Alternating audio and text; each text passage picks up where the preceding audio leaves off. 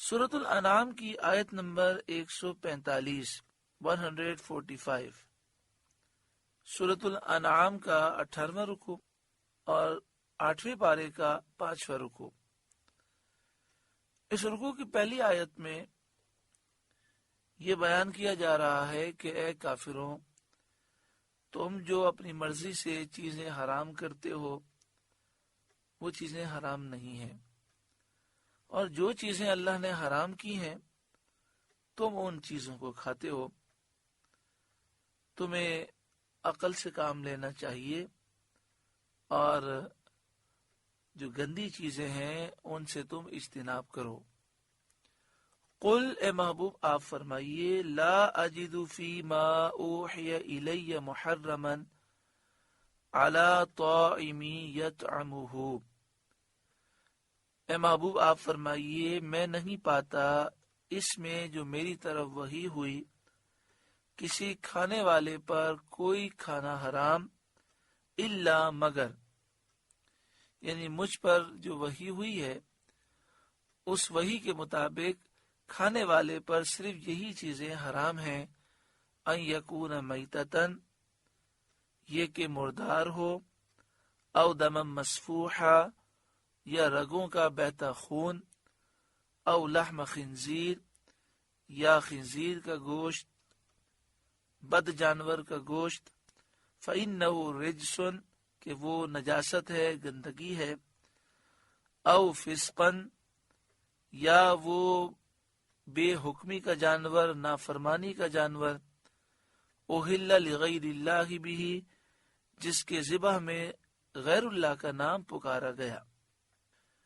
یہاں پہ فرمایا گیا کہ قل، اے محبوب آپ فرمائیے ان جاہل مشرکوں سے جو حلال چیزوں کو اپنی نفس کی خواہش سے حرام کر لیتے ہیں، آپ ان سے فرمائیے کہ میں نہیں پاتا اس میں جو میری طرف وحی ہوئی کسی کھانے والے پر کوئی کھانا حرام، مگر ان کھانوں کو میں حرام پاتا ہوں۔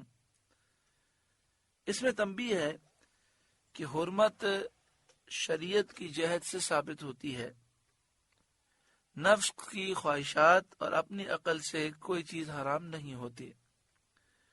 تو جس چیز کی حرمت شریعت میں وارد نہ ہو اس کو ناجائز اور حرام کہنا باطل ہے، اور حرمت کا ثبوت یا تو قرآن کی آیت سے ہوگا یا حدیث پاک سے ہوگا۔ یہاں پہ فرمایا گیا کہ میتتن، مردار حرام ہے۔ مردار سے مراد وہ ہے جو جانور خود بخود مر جائے۔ جس جانور کو بسم اللہ اللہ اکبر پڑھ کر ذبح کیا گیا، ذبح شرعی کیا گیا، وہ حلال ہے، اور جو بغیر ذبح شرعی کے مر جائے وہ مردار ہے۔ او دم مسفوحا، رگوں کا بہتا خون، تو جو خون بہتا نہ ہو وہ حرام نہیں، جیسے کلیجی، جگر، اسی طرح تلی، یہ حلال ہے کیونکہ یہ خون جمع ہوا ہے۔ او لحم خنزیر فإنہ رجس، خنزیر کے گوشت کا ذکر کیا گیا اور فرمایا گیا بے شک وہ نجاست ہے، رجسن۔ اس لفظ رجسن سے معلوم ہوا کہ خنزیر پورے کا پورا ناپاک ہے، اس کے بال، اس کی کھال، اس کا گوشت، اس کی چربی، اس کی ہڈی سب حرام ہے، ناپاک ہے۔ لیکن چونکہ عام طور پر خنزیر کا گوشت ہی کھایا جاتا ہے تو اس لیے یہاں پر حرام کھانوں میں خنزیر کے گوشت کا ذکر ہے۔ او فسقن اوہل لغیر اللہ بہ، نافرمانی کا جانور ذبح کے وقت جس پر غیر اللہ کا نام پکارا گیا۔ تو جس جانور پر غیر اللہ کا نام لیا جائے یا جس جانور پر ذبح کے وقت جان بوجھ کر اللہ کا نام چھوڑ دیا جائے وہ مردار ہے۔ فمن اضطر غیر باغ ولا عاد، تو جو ناچار ہو، نہ یوں کہ آپ خواہش کرے، نہ یوں کہ ضرورت سے بڑھے، یعنی ضرورت نے اسے ان چیزوں میں سے کسی کے کھانے پر مجبور کیا۔ ایسی حالت میں مستر ہو کر اس نے کچھ کھایا تو اس کی پکڑ نہیں ہے۔ فَإِنَّ رَبَّكَ غَفُورٌ رَحِيمٌ، تو بے شک اللہ بخشنے والا مہربان ہے۔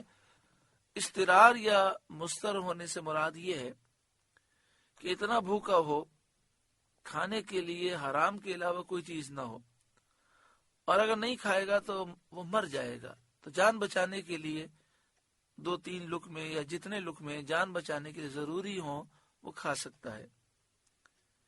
اور اسی طرح اتنا پیاسا ہو کہ پیاس سے مر جائے گا تو جان بچانے کے لیے 2-3 گھونٹ یا جتنے بھی اس کے لیے جان بچانے کے لیے ضروری ہوں وہ پی سکتا ہے، اسے زائد پینے کی اجازت نہیں۔ یہاں مراد یہ ہے کہ جتنی چیزیں حرام ہیں، ناجائز ہیں، ناپاک ہیں، اس سے بچنا ہے، لیکن جو شخص مستر ہو اس کے لیے جان بچانے کے لیے ان چیزوں کا استعمال جائز قرار دیا گیا اور اس کا استعمال اس کے لیے ضروری ہے۔